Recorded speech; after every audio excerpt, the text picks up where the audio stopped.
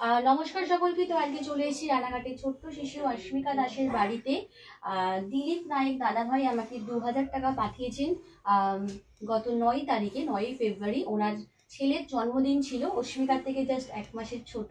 ওনার ছেলের জন্মদিন উপলক্ষে টাকাটা পাঠিয়েছেন। উনি কিন্তু ওনার ছেলের প্রথমবার জন্মদিনে কোনো উদযাপন করেননি। উদযাপন না করে উনি সেই টাকাটা আমার হাতে দিয়েছেন, ছোট্ট শিশু অস্মিকা যাতে সুস্থ জীবন ফিরে পায়। তো সেই জন্যই দিদিভাইরা বাড়ি ছিল না, হসপিটালে ছিল বলে টাকাটা তুলে দেওয়া হয়নি। তো আজকে এসেছি, তুলে দিলাম। সাথে হচ্ছে সায়নিধি, আমাদের মেলোডি সিঙ্গার দিদিভাই, সে হচ্ছে 500 টাকা পাঠিয়েছে, সেটাও তুলে দিচ্ছি।